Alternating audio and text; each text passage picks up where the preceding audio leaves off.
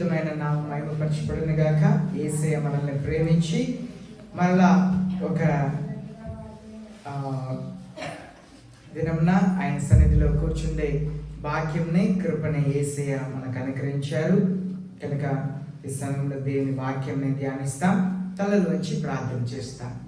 పరిశుద్ధముల తండ్రి, మీరు మాతో మాట్లాడాలని ప్రార్థిస్తున్నాం. మీరు మాట్లాడితే మేము బ్రతుకుతాము తండ్రి. మా ఆత్మీయ జీవితంలో నిజమైన క్రైస్తవులుగా మేము ఉంటాం.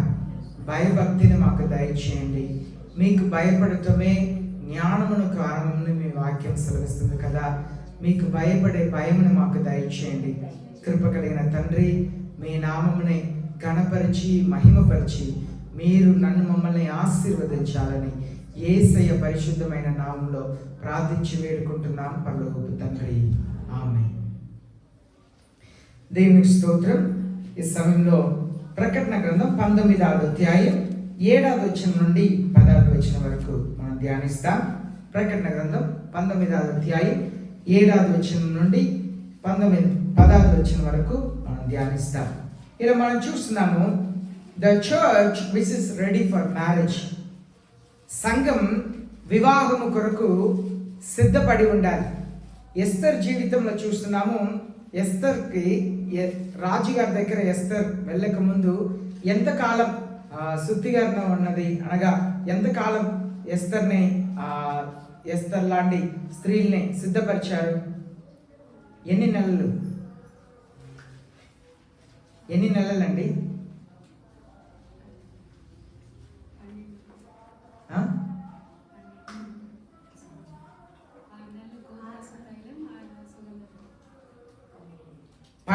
పన్నెండు నెలలు అయితే 6 నెలలు వాళ్ళు గోపురస తైలం, ఇంకా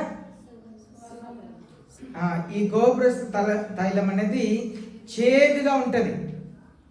దాన్ని 6 నెలలు రోజు శరీరంకు రుద్ది మసాజ్ చేసి 6 నెలలు సిద్ధపరిచారంట.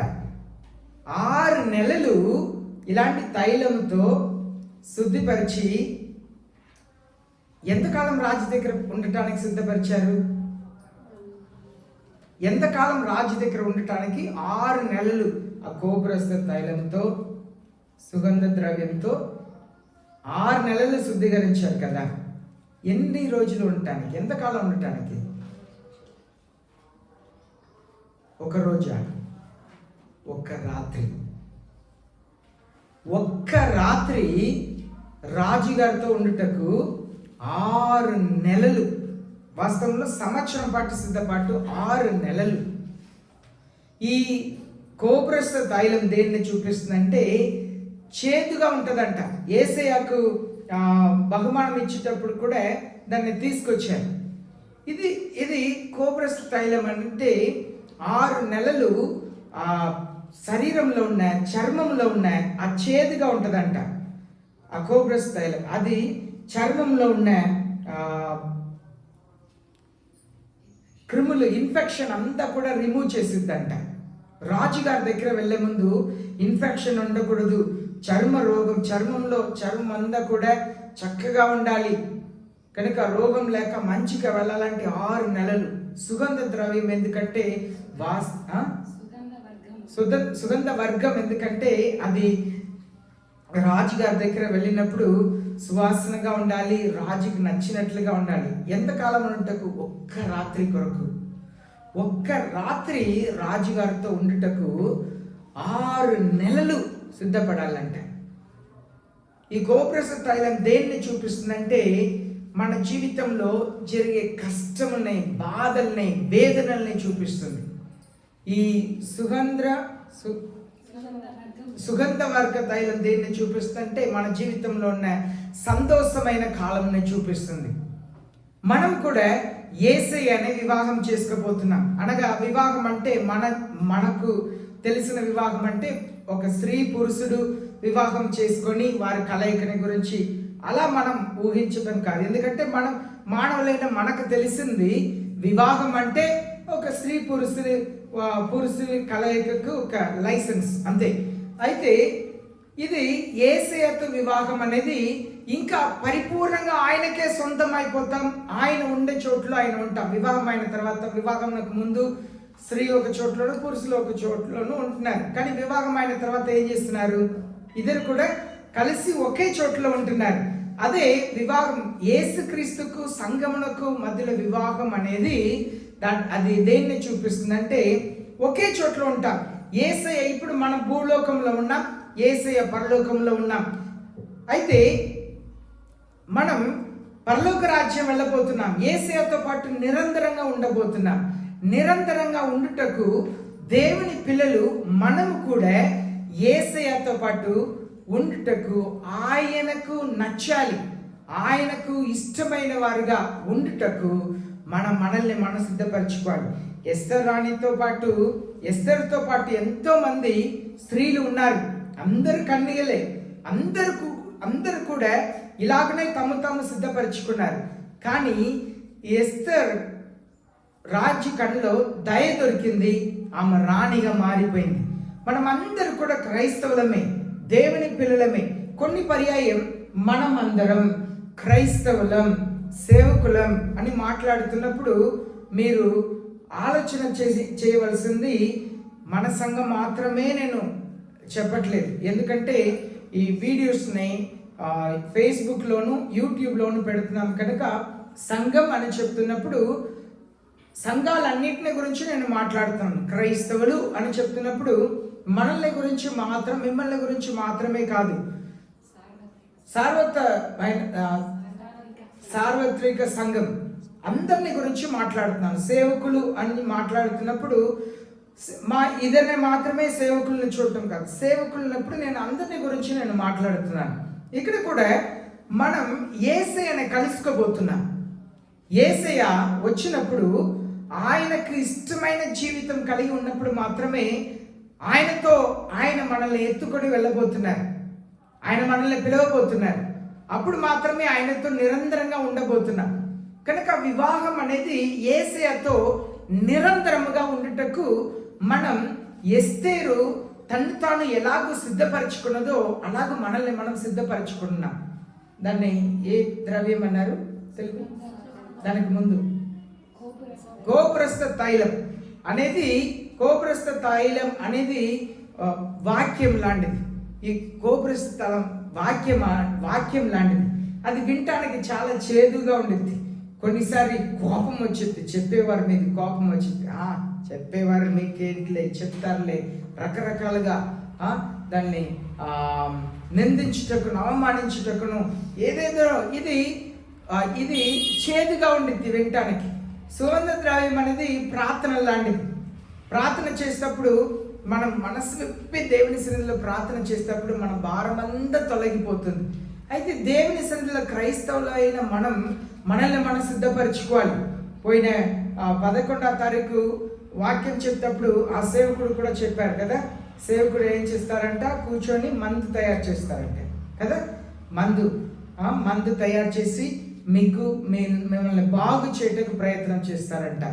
ఈ కోబ్రస్థ తైలం కూడా ఈ చర్మంలో ఉన్న సమస్యలంతా పరిష్కరించుటకు 6 నెలలు వాడేవారంట.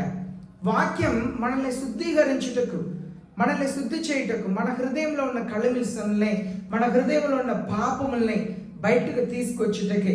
వాక్యముని విని విని విని కూడా నిజమైన మారు మనసు లేదు, పశ్చాత్తాపం లేదు, మన ప్రవర్తనలో మార్పు రావట్లేదంటే మనం ఇంకా ఎక్కువగా దేవుని సన్నిధిలో ప్రార్థన చేయాలి. దేవుని సన్నిధిలో కూర్చొని పశ్చాత్తాపపడాలి, కన్నీళ్లు కార్చి రోధించాలి. దేవా, నేను ఎందుకు ఇలా ఉన్నాను ప్రభువా, నాకు జ్ఞానంనివ్వండి ప్రభువా, నాకు మీ కృపనివ్వండి ప్రభువా, నాకు పరిశుద్ధ ఆత్మ అభిషేకంనివ్వండి ప్రభువా. పరిశుద్ధ ఆత్మ అభిషేకం ఉన్నప్పుడు మాత్రమే, పరిశుద్ధ ఆత్మ దేవుడు అభిషేకం ఉన్నప్పుడు మాత్రమే మన పరిశుద్ధ ఆత్మ దేవుని స్వాధీనంలో ఉండగలుగుతాం. పరిశుద్ధ ఆత్మ అభిషేకం లేనప్పుడు పరిశుద్ధ ఆత్మ దేవుని స్వాధీనంలో మనం ఉండము. కనుక సాతానుడు మనల్ని ఆవరించడం ప్రయత్నం చేస్తాడు, దురాత్మలు ఆవరించడం ప్రయత్నం చేసింది. కనుక దేవుని పిల్లలు మనం యేసయ్య రాకడ కొరకు ఎదురు చూస్తున్నాం. లోకంలో ఉన్న పరిస్థితులు ఏమీ మారట్లేదు. మనం టీవీలో న్యూస్ చూడక, బయట న్యూస్ చూసే వాళ్ళతో మాట్లాడక ఉన్న వరకు మనకి ఏమీ తెలియదు. అన్నీ బాగానే ఉన్నట్లుగా అనిపించేది. కానీ లోకం బాగలేదు, పరిస్థితులు బాగలేదు. అంత్యక్రీస్తు పరిపాలన కొరకు అన్ని ఏర్పాట్లు జరుగుతూ ఉన్నది. ఇది దేన్ని చూపిస్తుందంటే యేసయ్య అంత్యక్రీస్తు పరిపాలనకు ముందు సంఘముని తనతో తీసుకెళ్ళటకు వస్తున్నారు. మొదటి పర్యాయం యేసయ్య చిన్న బాలుడుగా ఒక కన్య గర్భంలో జన్మించారు. కానీ ఈసారి యేసయ్య ఈ లోకమునకు రారు. మధ్య ఆకాశం నుండి ఎవరెవరు పరిశుద్ధ ఆత్మకు ఆలయముగా ఉన్నారో వారి పేరు పెట్టి వారికి పిలిపిస్తారు. మనమే యేసయ్య దగ్గర వెళ్ళబోతున్నాం. మధ్య ఆకాశంలో ఉన్నప్పుడు ఉండి పిలుస్తున్న యేసయ్యనే మనం కలుసుటకు వెళ్ళబోతున్నాం. అన్య భాష మాట్లాడేవారు కాదు, లేదు గొప్ప ప్రసంగం చేసేవాళ్ళు కాదు, గొప్ప మందిరంను కట్టిన వారు కాదు, చాలామంది విశ్వాసాలను కలిగిన వారు కాదు, గొప్ప సేవకుని సంగమునకు వెళ్ళేవారు కాదు.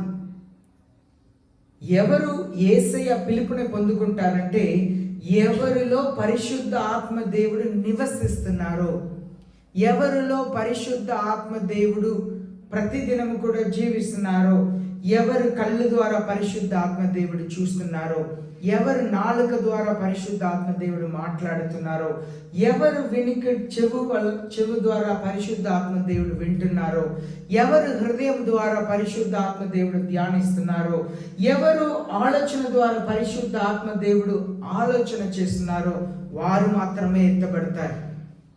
డినామినేషన్స్ అంటారు. క్రైస్తవ్యంలో చాలా డినామినేషన్స్ ఉన్నాయి. సంస్థ అంటారు. సంస్థ నాయకులు కాదు, సంఘ బోధకులు కాదు, ప్రార్థన వీరులు అంటారు. ప్రార్థన వీరులు కాదు, మిషనరీలు కాదు, విశ్వాసులు కూడా కాదు. ఎవరిలో పరిశుద్ధ ఆత్మ దేవుడు నివసిస్తున్నారో ప్రతిదినము కూడా ఎవరైతే పరిశుద్ధ ఆత్మకు ఆలయముగా ఉన్నారో వారు మాత్రమే ఎత్తబడతారు. దీన్ని చూస్తున్న కొంతమంది సేవకులకు మంట రగిలిద్ది నా మాటలను వింటే, కానీ ఇది సత్యం. సేవకులు కాదు, విశ్వాసులు కాదు, మిషనరీస్ కాదు, సమస్త నాయకులు కాదు, కమిటీ వాళ్ళు కాదు, లేదు విశ్వాసులు ఎవరు కాదు. ఎవరు పరిశుద్ధ ఆత్మకు ఆలయముగా ఉన్నారో, తమ దేహమనే పరిశుద్ధ ఆత్మకు అప్పగించి పరిశుద్ధ ఆత్మ దేవుడు ఇష్టపడే రీతిగా జీవిస్తున్నారో, ఆయనని మాత్రమే మహిమపరచుటకు ప్రయాసపడుతున్నారో వారు మాత్రమే ఎత్తబడతారు. ఎందుకంటే యేసయ్య మధ్య ఆకాశమునకు వచ్చి పిలుపునిచ్చినప్పుడు ఈ లోకంలో క్రైస్తవులు ఆయనకి ఇష్టమైన పిల్లలు మాత్రమే కాదు, పరిశుద్ధ ఆత్మ దేవుడు కూడా ఈ లోకంను విడిచి ఎత్తబడతారు. ఇదే వాస్తవం. చాలా మంది అంగీకరించలేరు. ఇదే సత్యం. ఇదే బైబిల్ బోధిస్తున్న యథార్థమైన సత్యం. ఈ మాటను ఎవరు అంగీకరించగలుగుతారంటే నిజముగా దేవునికి భయపడేవారు మాత్రమే అంగీకరించగలుగుతారు. లేని వారు ఏం చెప్తారు తెలుసా? నువ్వే సేవకుడు, నువ్వే వాక్యం చెప్తున్నావు, బాప్తిసం పొందేవారు అందరూ పరలోకం వెళుతారు, లేదు అన్య భాషల్లో మాట్లాడేవారు పరలోకం వెళుతారు, పెళ్లి చేసుకుండా దేవుని కొరకు తెల్ల బట్టలు వేసుకుంటున్న వారు పరలోకం వెళుతారు, బంగారం అంతా కూడా శరీరం నుండి ఊడదీసి పక్కన పెట్టిన వాళ్ళు దేవుని కొరకు పరలోక రాజ్యం వెళ్తారు, ఆస్తిని అమ్మి పరిచర్య కొరకు ఇచ్చిన వాళ్ళు పరలోకి వెళ్తారు. ఎవ్వరు వెళ్ళరు. యేసయ్య నామములో చెప్తున్నాను. ఈ మాటనే ఏ బోధకుడు, ఏ విశ్వాసి, ఏ నాయకుడు ఎవ్వరు కూడా వాదించలేరు. ఇదే బైబిల్ చెప్తున్న సత్యం. నువ్వు సిద్ధంగా ఉంటే, నువ్వు పరిశుద్ధ ఆత్మకు ఆలయంగా ఉంటే యేసయ్య నిన్ను పిలుస్తారు. మధ్య ఆకాశంలో మనం ఎత్తపడతాం. యేసయ్య మనల్ని ఆయనతో తీసుకెళ్ళబోతున్నారు. ఈ సంఘటన గురించి మనం ఈరోజు ప్రకటన గ్రంథం 19వ అధ్యాయం 7వ వచనం నుండి 10వ వచనం వరకు మనం చూస్తున్నాం. ఇక్కడ చూస్తున్నాము, the church which are ready for the marriage. ముందుగానే సిద్ధపడి ఉండాలి. ప్రారంభ దినంలో ప్రభువుల్లో ఇస్తప్పుడు ఒకరు చెప్పారు, ఏంటి ప్రార్థన చేయడానికి సిద్ధపడటానికి అవకాశమే లేకుండా ప్రభువుల్లో ఇస్తున్నారు అన్నారు. నేను చెప్పాను, అప్పటికప్పుడు వచ్చి సిద్ధపడి ప్రభువుల్లో తీసుకోవటం పరిశుద్ధత కాదు. వారమంతా సిద్ధపడాలి. వారమంతా సిద్ధపడాలి, రోజు సిద్ధపడాలి, నెలంతా సిద్ధంగా ఉండాలి. అది చాలా చాలా ప్రాముఖ్యం. కనుక be ready for the marriage. వివాహంలోకి సిద్ధంగా ఉన్నవారు వివాహం జరిగే ఆ ఆలయంలో వస్తప్పుడు వివాహం చేసుకుపోయే పెళ్లి కుమారుడు కానీ పెళ్లి కుమార్తె కానీ వస్త్రం లేకుండా ఉంటే ఎలా? వస్త్రం లేకుండా వస్తారా? రారు. ఒకవేళ వస్తే ఎలా ఉండిద్ది? అది అవమానం, అసహ్యం. మనం కూడా వివాహం చేసుకోబోతున్నాం యేసయ్యని, అనగా నిత్యము యేసయ్యతో పాటు పరలోక రాజ్యంలో ఉండబోతున్నాం. దానికి మనల్ని మనం సిద్ధపరచుకోవాలంటే మనం అలంకరించబడి ఉండాలి. Wear the government of righteousness, నీతి అనే వస్త్రమును ధరించుకోవాలి. మత్తయి రాసిన 8వ అధ్యాయం 11వ వచనంలో చదువుదాం. మత్తయి రాసిన 8వ అధ్యాయం 11వ వచనంలో యేసయ్య ఇక్కడ ఒక విందుని గురించి చెప్తున్నారు. అప్పుడు ఆ విందుని గురించి యేసయ్య ఏం చెప్తున్నారంటే, విందు ఏర్పాటు చేయబడిందంట. Take your Bible and read. అనేకులు తూర్పు నుండి పడమటి నుండి వచ్చి అబ్రహాముతో కూడాను ఇస్సాకుతో కూడాను యాకోబుతో కూడాను పరలోక రాజ్యమందు కూర్చుందురు గాని రాజ్య సంబంధులు వెలుపట చీకటిలోనికి త్రోయబడదురు. ఇక్కడ ఒక పెళ్లి విందుని గురించి చెప్తున్నారు. తూర్పు నుండి పడమటి నుండి అందరు కూడా వచ్చి ఉంటారంట. కానీ రాజ్యంకు పిలువబడిన వారు చీకటిలో ఉంటారంట. ఈనాడు యేసయ్య చాలా మందిని పిలిచారండి, కానీ ఇంకా చాలా మంది చీకటి జీవితం జీవిస్తున్నారు. క్రైస్తవులే కానీ ఇంటికి వెళితే బూతులే, అవిధేయతే, తిరుగుబాటే, దేవునికి విరోధమైన పనులే, కోపము, చిరాకు, దైవత్వం, పరిశుద్ధాత్మక సంబంధమైనది మనం కోల్పోతున్నాం. కొందరు దాన్నే ధరించుకుంటున్నారు. సడన్ గా మానవులు అన్నప్పుడు మనకు అన్నీ ఉండాలి. మానవులు ఉన్నప్పుడు అన్నీ ఉండాలి. తప్పుని చూసినప్పుడు కోపము రావాలి. అసలు కోపమే లేకుండా ఏది జరిగినా మౌనంగా ఉన్న వాళ్ళకి ఏదో సమస్య అని అర్థం అని డాక్టర్ నాకు చెప్పారు. మానవుడు అంటే కోపం కూడా రావాలి, అన్నీ ఉండాలి. ప్రేమ ఉండాలి, జాలి ఉండాలి. ఏడుస్తున్న వాళ్ళని చూసినప్పుడు ఏడుపు రావాలి. అసలు ఏడక ఉన్నా కూడా పాపమే. యేసయ్య కూడా అక్కడ ఏడుస్తున్న వాళ్ళందరినీ చూసినప్పుడు యేసయ్య కూడా కన్నీళ్ళు కార్చారంట. కనుక మనకు అన్నీ ఉండాలి, కానీ పరిశుద్ధాత్మ స్వాధీనంలో మనం ఉండే వాళ్ళై ఉండాలి. లేకపోతే పిలువబడ్డాము కానీ మనం త్రోసివేయబడే పరిస్థితికి వస్తుంది. 7వ వచనం చదువుదాం. మైక్ దగ్గర పెట్టుకొని మైక్లో బిగ్గరగా చదవండి. మీరు చదివేదాన్ని తిరిగి చెప్పకుండా ఆన్ చేసి పెట్టుకోండి. బిగ్గరగా చదవండి. గొర్రెపిల్ల వివాహోత్సవ సమయం వచ్చినది, ఆయన భార్య తన్ను తాను సిద్ధపరచుకుని ఉన్నది కనుక. అది ఆన్ చేసి లేదమ్మా, ఆన్ చేసి మైక్ దగ్గర పెట్టుకొని చదవండి. మైక్ దగ్గర పెట్టుకోండి. గొర్రెపిల్ల వివాహోత్సవ సమయం వచ్చినది, ఆయన భార్య తన్ను తాను సిద్ధపరచుకుని ఉన్నది గనుక మనము సంతోషపడి ఉత్సహించి ఆయనను మహిమపరచదమని చెప్పగా వింటిని. చూడండి, గొర్రెపిల్ల వివాహం వచ్చిందంట. చాలా త్వరలో యేసయ్య రాబోతున్నారు. సంఘంలో నేను పుట్టి నాకు స్పృహ వచ్చి నుండి ఈ మాటల్ని సేవకులు చెప్తానే ఉన్నారు. యేసయ్య రాబోతున్నారు, యేసయ్య త్వరగా వస్తున్నారు అని సత్యంని చెబుతానే ఉన్నారు. మనం చూస్తున్నాము యేసయ్య త్వరగా రాబోతున్నారు. అయితే సంఘముగా మనం సిద్ధపడాలి. ఇప్పుడు చూస్తున్నాము మనం 1 యోహాను 1వ అధ్యాయం 7వ వచనంలో చదువుతున్నాము. 1 యోహాను 1వ అధ్యాయం 7వ వచనంలో మనం చదువుతున్నాము. God is in the light. If we walk in the light as God is the light, the blood of Christ cleanses us from all sin. ఆయన వెలుగులో ప్రకారము మనమును వెలుగులో నడిచిన యెడల మనము అన్యోన్య సహవాసము గలవారమై యుందుము. అప్పుడు ఆయన కుమారుడైన యేసు రక్తము ప్రతి పాపము నుండి మనలను పవిత్రులుగా చేయును. జాగ్రత్తగా వినండి. ఎవరు పాపముల్ని నుండి పవిత్రంగా చేస్తుందంట యేసయ్య రక్తం? ఆయన వెలుగులో ఉన్న ప్రజలు, ఆయన వెలుగులో ఉన్నవారు పాపముల్ని మాత్రమే యేసయ్య రక్తం పవిత్రపరుస్తుంది. ఆయన వెలుగులో లేని వారి పాపములు పవిత్రపరచబడదు. యేసయ్య రక్తము చేత పవిత్రపరచబడదు. దేవుని పిల్లలం ఆయన వెలుగులో ఉన్నట్లుగా మనము కూడా వెలుగులో ఉండాలంట. మనం చాలాసార్లు చీకటి జీవితం జీవిస్తున్నాం. చీకటి జీవితం అంటే దేవుని ఎదుట ఒక జీవితం, బయట ఒక జీవితం, సంఘంలో ఒక జీవితం, ఇంట్లో ఒక జీవితం. బయట వెళ్ళిన తర్వాత మన చీకటి జీవితం, చర్చికి వస్తే మన వెలుగు జీవితంలా కనిపించుకుంటున్నాం.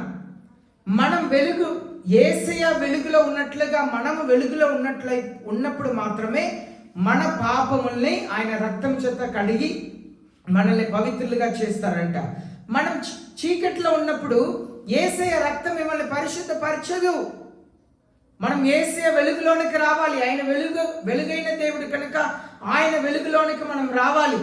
మనల్ని మనం దేవుని సన్నిధిలో వచ్చి ఆయన వెలుగులో వచ్చినప్పుడు మన చీకటి అంతా కూడా కనిపిస్తాయి. మన దేవుని సన్నిధికి వచ్చి మన పాపముల్ని దేవుని సన్నిధిలో ఒప్పుకోవాలి. కానీ మనం చూస్తున్నాము ఇది ఒక్క భాగం మాత్రమే. ఇంకా ఒక భాగం అంటే the truth is that we must cleanse ourselves. మనం కూడా ప్రతిదినం కూడా యేసయ్య ఆయన వెలుగులో మనం వచ్చినప్పుడు, వెలుగు కలిగి ఉన్నప్పుడు ఆయన రక్తము చేత మనల్ని ప్రక్షాళన చేస్తున్నారు. మనం పరిశుద్ధపరచబడుతున్నాం. ఆ పరిశుద్ధతని మనం కొనసాగించాలి. మనల్ని మనం పరిశుద్ధపరచుకుంటా ఉండాలి. 1 యోహాను 3వ అధ్యాయం 3వ వచనంలో, 1 యోహాను 3వ అధ్యాయం 3వ వచనంలో మనం చదువుతున్నాము, ఆయన యందు ఈ నిరీక్షణ పెట్టుకున్న ప్రతి వాడును ఆయన పవిత్రుడై ఉన్నట్టుగా తన్ను తాను పవిత్రునిగా చేసుకొనును. Everyone who has this hope purify him as he is pure. ప్రతి ఒక్కరు కూడా ఏం చేసుకోవాలంట? ఆయన యందు నిరీక్షణ పెట్టుకుని పవిత్రపరచుకోవాలి. బైబిల్ చదివి క్షణంలో మర్చిపోతే ఎలా? మనల్ని మనం పవిత్రపరచుకోవాలి. ఆయనలో వెలుగులో ఉన్న ప్రతి ఒక్కరు కూడా, వచనం మరలా చదవండి. ఆయన యందు ఈ నిరీక్షణ పెట్టుకున్న ప్రతి వారును ఆయన పవిత్రుడై ఉన్నట్లుగా తను పవిత్రునిగా చేసుకోను. మనం నిరీక్షణ కలిగి ఉండి ఆయన పవిత్రులుగా ఉన్నట్లుగా మనం పవిత్రపరచుకోవాలి. ప్రతి దినం కూడా మనం ఎలాగ స్నానం చేసుకుంటున్నామో, పళ్ళు తూకుంటున్నామో, ముఖం కడుక్కుంటున్నామో, బయట నుండి వచ్చిన వెంటనే కాలు కడుక్కుంటున్నామో, మనల్ని శుభ్రపరచుకోవాలి. మనం కూడా భోజనం చేసే ముందు ఏం చేస్తున్నాం? చేతులు కడుక్కుంటున్నాం. ఆ చేయిని మీరు ఎక్కడ పెట్టకపోయినా, దేనికి వాడకపోయినా కూడా కడుక్కుంటాం. ఎందుకు? భోజనం చేసే ముందు అది శుద్ధంగా ఉండాలి. మనం కూడా అలాగూ ప్రతి దినం కూడా మనల్ని మనం పరిశుద్ధపరచుకోవాలి. 2వ కొరింథీ పత్రిక 7వ అధ్యాయం 1వ వచనం చదువుదాం. 2వ కొరింథీ పత్రిక 7వ అధ్యాయం 1వ వచనం. ప్రియులారా మనకు ఈ వాగ్దానములు ఉన్నవి కనుక దేవుని భయముతో పరిశుద్ధతను సంపూర్తి చేసుకొనుచు శరీరమునకును ఆత్మకును కలిగిన సమస్త కల్మషము నుండి మనలను పవిత్రులుగా చేసుకొందుము. ఇక్కడ చూడండి, శరీరమునకు ఆత్మకు కలిగిన సమస్త కల్మషం నుండి మనల్ని మనం పవిత్రులుగా చేసుకోవాలి. ప్రతిదినం కూడా మన శరీరంని పరిశుద్ధపరచుకోవాలంట, ఆత్మని పరిశుద్ధపరచుకోవాలి. శరీరం పరిశుద్ధంగా ఉండాలి. శరీరం పరిశుద్ధంగా ఉండాలంటే స్నానం చేసే విషయం గురించి మాట్లాడలేదు. మన శరీరం దేవునికి పరిశుద్ధముగా ఉండాలి. యేసే చెప్పారు కదా, ఈ కళ్ళుతో మోహపు చూపు చూస్తే ఆమెతో నువ్వు వ్యభిచారం చేసినట్లుగా. ఒక స్త్రీ ఒక పురుషుని మోహపు చూపు చూస్తే ఆయనతో ఆమె వ్యభిచారం చేసినట్లుగా అంటున్నారు. అయితే మన శరీరంని, ఆత్మని కూడా పరిశుద్ధంగా కాపాడుకోవాలి. ప్రతిదినం కూడా దేవుని వాక్యంని చదవాలి. ప్రతిదినం కూడా దేవుని సన్నిధిలో ప్రార్థన చేయాలి. 3వదిగా 2వ తీమోతి 2వ అధ్యాయం 20-21 చదువుతాం. 2వ తీమోతి పత్రిక 2వ అధ్యాయం 20-21 వచనం చదువుతాం. వాటిలో వెండి పాత్రలను బంగారు పాత్రలను మాత్రమే గాక కర్రవియు మంటివియు కూడా ఉండును. వాటిలో కొన్ని ఘనతకును కొన్ని ఘనహీనతకును వినియోగింపబడును. ఎవడైనా వీటిలో చేరక తన్ను తాను పవిత్రపరచుకుని ఎడల వాడు పరిశుద్ధపరచబడి యజమానుడు వాడుకున్నటకు అర్హమై ప్రతి సత్కార్యమునకు సిద్ధపరచబడి ఘనత నిమిత్తమైన పాత్ర అయి ఉండును. చూడండి, మనల్ని యేసయ్య వాడుకోవాలంటే మనలో పరిశుద్ధత ఉండాలి. Therefore, if anyone cleanses himself from these things, he will be the vessel of honor and sanctified, useful to the Father, prepared for every good work. మనల్ని మనం శుభ్రపరచుకుంటా ఉండాలి. మనం యేసే సన్నిధిలో క్షమాపణ అడగాలి. చిన్న విషయమైన దేవుని సన్నిధిలో మనల్ని మనం ఒప్పుకొని క్షమాపణ అడగాలి. ఒకవేళ కొందరికి తాళంది ఉండవచ్చు, కొందరికి ఏ తాళంది లేకపోవచ్చు, కానీ మనం అన్ని రీతిలో వాడబడుతున్నాం. వంటగదిలో మంచి పాత్రను వాడుతున్నాం, పప్పుని మెత్తగా చేయటకు పప్పు గుత్తి వాడుతున్నాం. మా నార్త్ ఈస్ట్ ఇండియాకు మీరు వెళ్తే బ్యాంబూ అంటారు, తెలుగులో ఏమంటారు? ఎదురు బొంగు ఏదో చెప్తారు. ఎదురు బొంగు. ఈ ఎదురు బొంగు మనం ఇక్కడ చూసేదంతా ఈ సైజులోనే ఉంటుంది. కానీ మీరు నార్త్ ఈస్ట్ ఇండియాకి వస్తే ఆ ఎదురు బొంగు ఇంత సైజు ఉంటుంది. మీరు 2 కిలో బియ్యం, 5 కిలో బియ్యం అలా వాడుకోవచ్చు. దానికి అలా ఒక్కొక్క అరుగులా ఉంటాయి కదా, అలా కట్ చేసి దాంట్లో లోపల ఉన్న దాన్ని తీసి ఒక పాత్రలో ఉంచుతారు. అది 6 నెలలు, సంవత్సరం, ఎంతకాలం ఉంచుతామో అంత పుల్లగా అయితే దుర్వాసన వచ్చింది. దాన్నే ఆహారంలో వాడుకుంటారు. అక్కడ టొమాటోలు దొరకదు. అయితే దాంట్లో బియ్యం వేసి నూనె నీళ్ళు పోసి పెడుతున్నాం. వాళ్ళు అక్కడ ఏమి చేయరు. అలా బియ్యంని వేసేస్తే దాంట్లో ఉన్న నీరే చక్కగా అలా నిప్పులు అలాగే పెట్టేస్తారు. అదే ఉడికిపోయింది. అలా అన్ని రకాల పాత్రలు మనకు తెలిసింది. మనం వాడుతున్న పాత్రలు వేరు. కానీ ఒక్కొక్క రాష్ట్రంలోకి వెళితే ఒక్కొక్క రకమైన వాటిని వాడుతుంటారు. ఒక్కొక్క దేశంలోకి వెళితే అదే ఇక్కడ పౌల పోస్ట్ చెప్తున్నారు. పౌల పోస్ట్ ఎందుకు ఇలాంటి పదంని వాడారంటే ఆయన అన్ని ప్రాంతంలో ఆసియా ఖండం అంతా తిరిగారంట. అన్ని ప్రాంతంలో తిరిగారు కనుక ఆయన రకరకాల పాత్రల గురించి మాట్లాడుతున్నారు. అర్థమైందా? ఆయన ఆసియా ఖండం అంతా తిరిగి వచ్చారు కనుక రకరకాల పాత్రం వంటకు ఎలా ఉపయోగిస్తున్నారు అని చెప్పి ఆ విషయం గురించి ఆయన చెప్తున్నారు. ఇక్కడ మనల్ని మనం శుభ్రపరచుకోవాలి, పరిశుద్ధపరచుకోవాలి. క్రైస్తవులు అంటే ప్రతి దినము కూడా దేవుని దగ్గర క్షమాపణ అడిగి పరిశుద్ధతను కలిగి ఉండాలండి. మనం ఎక్కడ ఉన్నా కూడా ఇంతమంది మనం దేవుని సన్నిధిలో ఉన్నాం, కానీ మనం ఎలా ఆలోచన చేయాలంటే ఇంతమందిలో పరిశుద్ధ ఆత్మదేవుడు నన్ను బట్టి సంతోషపడే జీవితంని నేను జీవిస్తున్నానా? నా మనసు నిజమైన తగ్గింపు కలిగి ఉందా? నాలో గర్వం ఉందా? నన్ను ప్రజలు గుర్తించాలన్న ఆశ ఉందా? నాకు ఘనత కావాలన్న ఆలోచన ఉన్నదా? లేదు, నన్ను ఎవరు గుర్తించకపోయినా పరిశుద్ధ ఆత్మదేవుడు నన్ను గుర్తిస్తే చాలు. నేను పాస్టర్స్ మీటింగ్ కానీ కొన్ని చోట్లకు వెళుతున్నప్పుడు నేను అంతే అనుకుంటాను. నన్ను పరిశుద్ధ ఆత్మదేవుడు గుర్తించకపోతేనే నాకు విలువ లేదని అర్థం. మనుషులు నన్ను గుర్తించకపోతే నాకు విలువ లేదని కాదు. పరిశుద్ధ ఆత్మదేవుడు నన్ను గుర్తిస్తే పరలోకం నన్ను గుర్తిస్తుందని అర్థం. ఇక్కడ ఈ స్థలంలో కూడా సమకూడి ఉన్న మనల్ని పరిశుద్ధ ఆత్మదేవుడు నిన్ను గుర్తిస్తున్నారంటే పరలోకం నిన్ను గుర్తిస్తుంది. మన పరిశుద్ధ ఆత్మదేవుడు నన్ను అంగీకరించారా? నేను పరిశుద్ధ ఆత్మదేవునికి అందుబాటులో ఉన్నానా? పరిశుద్ధ ఆత్మదేవుడు నన్ను బట్టి సంతోషపడుతున్నారా అని చెప్పి ఆలోచన చేయాలి. పరిశుద్ధ ఆత్మదేవుడు మనల్ని బట్టి సంతోషపడాలండి. ఇక్కడ ఉన్న అందరిలో పరిశుద్ధ ఆత్మదేవుడు చూస్తే, పరిశుద్ధ దేవదూతలు మనల్ని చూస్తే ఈ వ్యక్తి పరిశుద్ధాత్మక ఆలయం, ఆ వ్యక్తి పరిశుద్ధాత్మక ఆలయం, ఆ వ్యక్తి పరిశుద్ధాత్మక ఆలయం అని దేవదూతలు విట్నెస్ చేయాలి. నిజముగా మన పరిశుద్ధాత్మక ఆలయముగానే ఉన్నామా? ఈ క్షణంలో కూడా వాక్యం వింటున్న మనం ఇక్కడ నిద్రపోతున్నారు, ఇక్కడ ఆలోచనలో ఉన్నారు. ఏదేదో మనం ఇక్కడే చూపందా ఇక్కడే ఉంది, విన్నట్లుగా వింటున్నాము, కానీ ఆలోచన మాత్రం ఎక్కడో వెళ్ళి వస్తుంది. పరిశుద్ధ ఆత్మదేవుడు అదే కోరుకుంటున్నారు. మనం పరిపూర్ణంగా దేవునికి మనల్ని మనం సమర్పించటం. 8వ వచనం చదువుతా. 8వ వచనం. మరియు ఆమె ధరించుకొనుటకు ప్రకాశములను నిర్మలములైన సన్నపు నార బట్టలు ఆమెకు ఇయ్యబడెను. అవి పరిశుద్ధుల నీతి క్రియలు. ఇది ఇయ్యబడను అనగా దేవుడు ఇచ్చారంట. సన్నపు నార బట్టలు అంటే లెనిన్ క్లాత్. ఆ లెనిన్ క్లాత్ ఎలా ఉంటుందంటే చాలా సన్నగా మెత్తగా ఉంటుంది.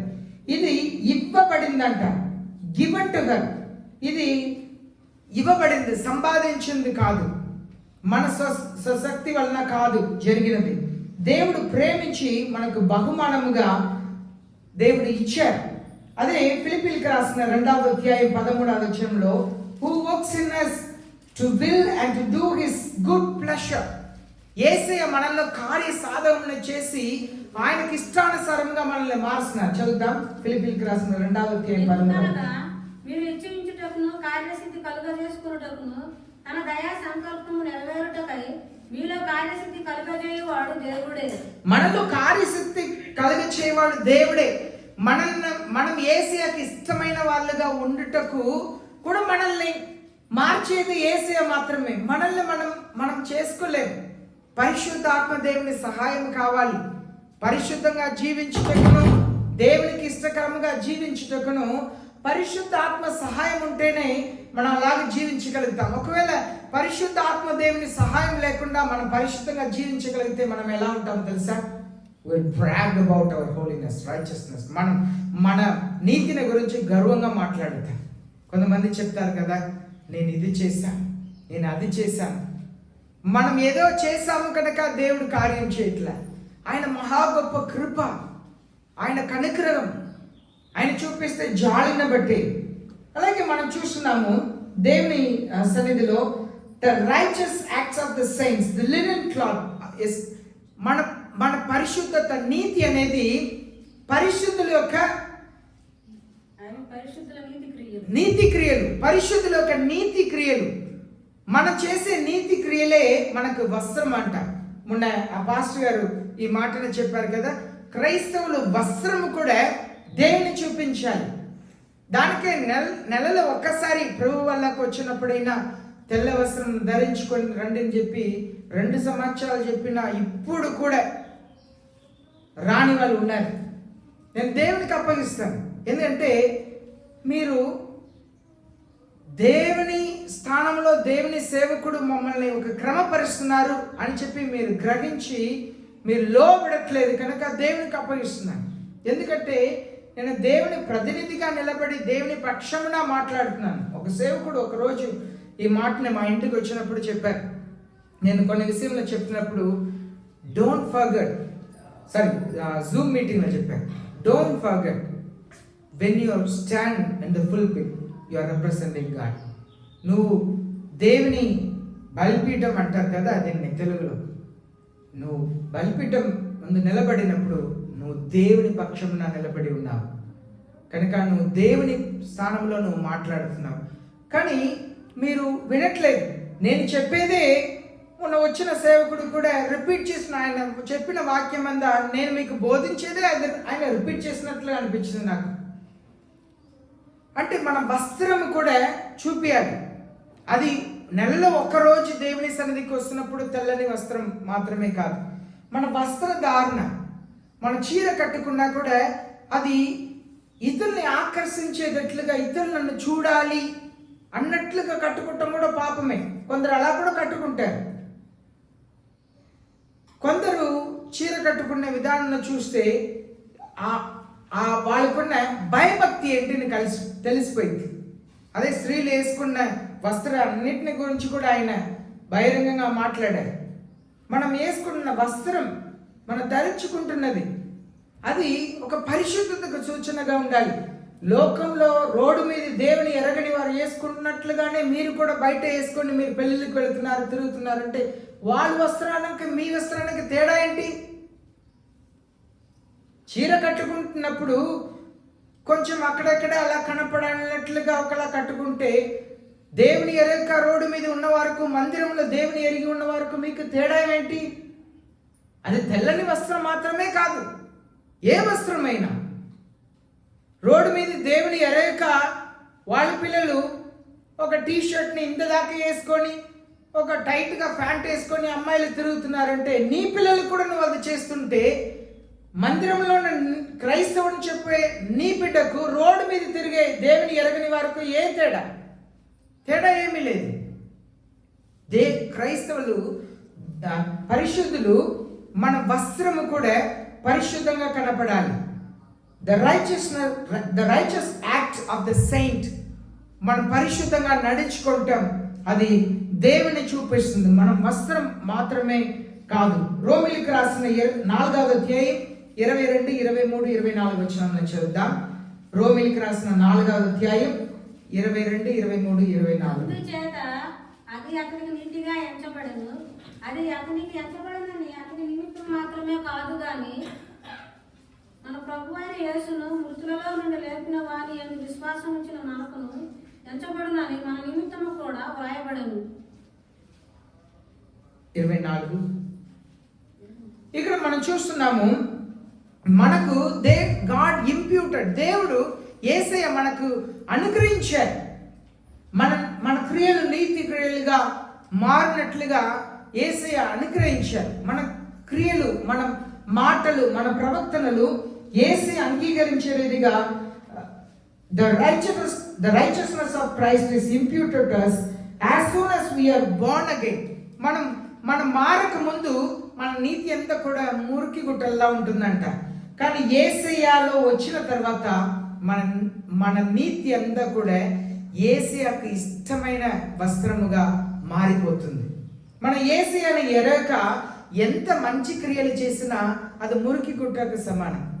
కానీ బోర్న్ అగైన్, యేసయ్యలో మరలా జన్మించిన వారికి యేసయ్య అనుగ్రహించిన ఒక కృప ఏంటంటే మనం చేసే నీతి అంతా కూడా వస్త్రముగా మనల్ని అంగీకరించేటట్లుగా, యేసుక్రీస్తుని చూపించేటట్లుగా మారుతున్నాయి. 1 కొరింథీ పత్రిక 1వ అధ్యాయం 35 వచనం చదువుతాం.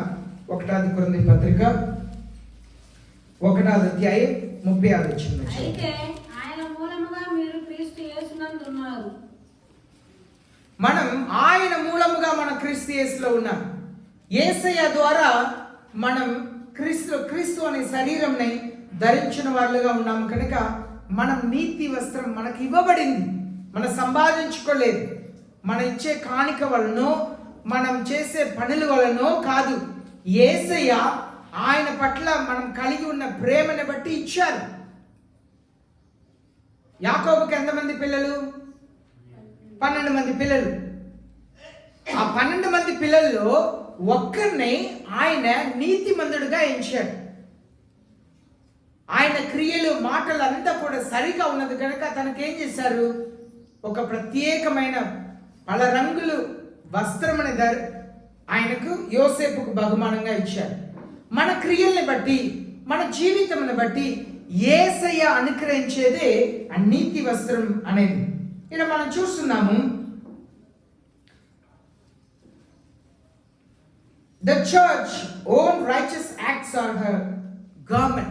మనం చేసే నీతి క్రియలంతా కూడా ఈ సంఘమునకు దేవుడిచ్చే ఒక వస్త్రం. She got it by taking the Lord's command to cleanse herself and to purify herself. సంఘం అనేది మనం ఎప్పుడైతే దేవుని ఆజ్ఞలకు మనం లోబడుతున్నామో, యేసే చెప్పిన వాటికి లోబడి మనం వింటున్నాము, వాక్యం చెప్పినట్లుగా నేను జీవించాలి, ఈరోజు ఈ వాక్యాన్ని బోధించాలి, నేను ఇలాగ జీవించాలని ఆశపడుతున్నామో అప్పుడు మన క్రీస్తు వస్త్రాన్ని ధరించే వాళ్ళుగా మనం మారుతున్నాం. With fear and trembling. మన వస్త్రం ఎలా ఉండాలంటే నీతి వస్త్రం అనేది భయముతో, వణుకుతో మన వస్త్రంని మనల్ని కాపాడుకోవాలి. అదే మనం చూస్తున్నాము ఫిలిప్పీలకు రాసిన 2వ అధ్యాయం 12వ వచనంలో చదువుతున్నాము. ఫిలిప్పీలకు రాసిన 2వ అధ్యాయం 12వ వచనం.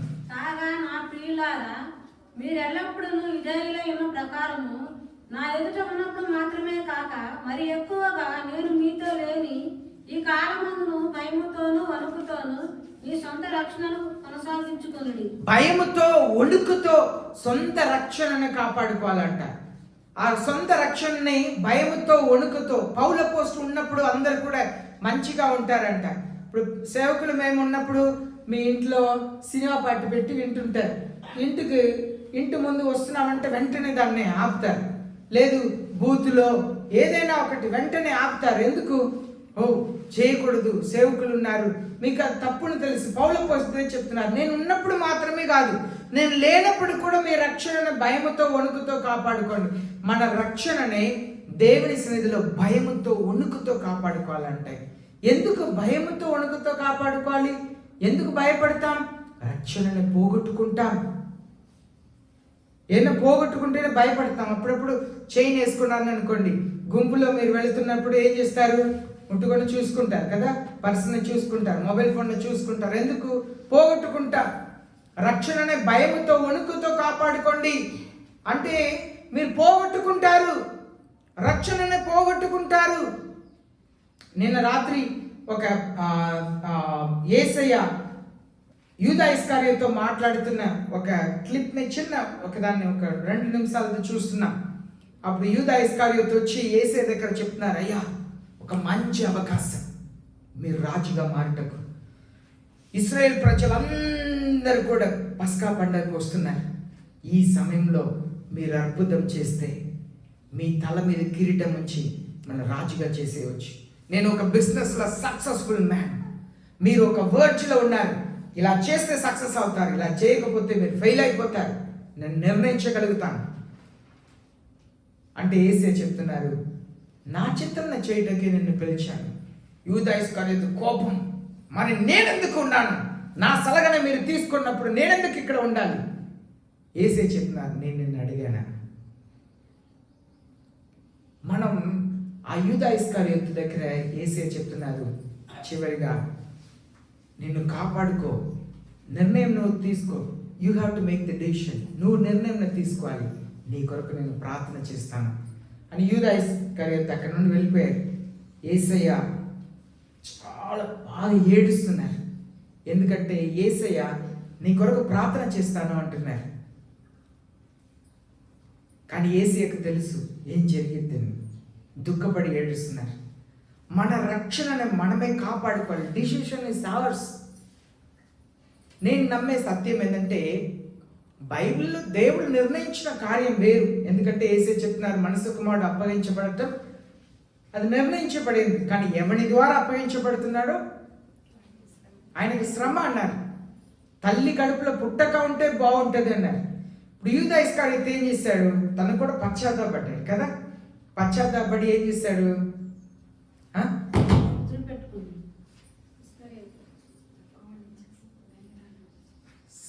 పశ్చాత్తాపడి ఏం చేశాడంటే ఉరి వేసుకుంటున్నాడు అంటున్నాడు. పశ్చాత్తాపడి ఆ డబ్బుని తీసుకొని వెళ్ళి ప్రధాన యాజకుడి దగ్గర, నేను పాపం లేని అపరాధ రక్తం ఏంటి నిరపరాధిని నేను అప్పగించాను, ఈ డబ్బుని మీరు తీసుకోండి అని చెప్తే మాకు సంబంధం లేదు అనేసారు. ఆయన ఏం చేయాలో తెలియక కోపముతో ఆ డబ్బుని విసిరేసి వెళ్ళిపోయాడు. వాస్తవంలో ఆయన అనుకున్నాడు, మీరు ఇచ్చిన డబ్బుని నేను తిరిగి ఇచ్చేస్తాను, ఆయన్ని మీరు విడిచిపెట్టండి, దానికి ఆయన వెళ్ళాడు. వాస్తవంలో నేను ఒక ఒక ఒక మనిషిగా, ఒక సేవకునిగా నేను నమ్మే సత్యం ఏంటంటే, ఆయన ఆ డబ్బుని వద్దుని చెప్పి అక్కడ పడేసిన వ్యక్తి డైరెక్ట్గా ఉరి వేసుకోవటానికి వెళ్ళకుండా ఒకవేళ యేసే దగ్గర వచ్చి, అయ్యా నేను పాపం చేశానంటే ఖచ్చితంగా యేసే క్షమించేవాడు. ఎందుకంటే ఆయన్ని అంతగా కొట్టి, యెషయా గ్రంథంలో మనం చదువుతున్నాము, దున్నపడిన పొలంలా ఉందంట ఆయన శరీరం. అంతగా కొట్టి సిలువ వేసిన వాళ్ళని చూసి ఏమన్నారు యేసయ్య? వీళ్ళు ఏం చేస్తున్నారో తెలియక చేస్తున్నారు. ఖచ్చితంగా యూదా ఇస్కరియోతుని క్షమించేవారు.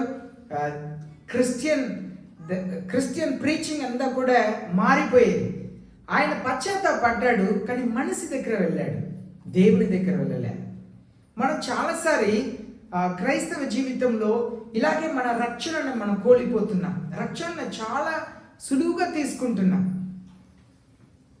ఇక్కడ మనం చూస్తున్నాము, ప్రకటన 16వ అధ్యాయం 15వ వచనంలో యేసే చెప్తున్నారు, నేను behold I'm coming like a thief, నేను ఒక దొంగవలే వస్తున్నాను. Blessed are the one who stays awake and keeps his garment. ఎవరు తమ మెలుకుగా ఉండి వస్త్రమునే కాపాడుకుంటారో వాడు ధన్యుడు అంటున్నారు. మన వస్త్రం, నీతి వస్త్రంని మనం పోగొట్టుకోవటానికి అవకాశం ఉందంట. చదవండి తెలుగులో. నేను దొంగ వలె వచ్చుచున్నాను. వాళ్ళు మైక్ లో చదువుతప్పుడు మీరు అందరు కూడా కలిసి చదవండి, సరేనా? ఇదిగో నేను దొంగ వలె వచ్చుచున్నాను. తాను దిగంబరుడుగా సంచరించుచున్నందున జనులు తన దిశములను చూతురేమో అని మెలకుగా ఉండి తన వస్త్రము కాపాడుకునేవాడు ధన్యుడు. వస్త్రంని మెలుకుగా ఉండి కాపాడుకోవాలంటండి. యూదా ఇస్కారియోతు కిరీటం ఎవరికి వెళ్ళిపోయింది? యూదా ఇస్కారియోతు కిరీటం ఎవరికి వెళ్ళిపోయింది? ఎవరికి వెళ్ళిపోయింది? మత్తయి అని పౌలుకి వెళ్ళింది.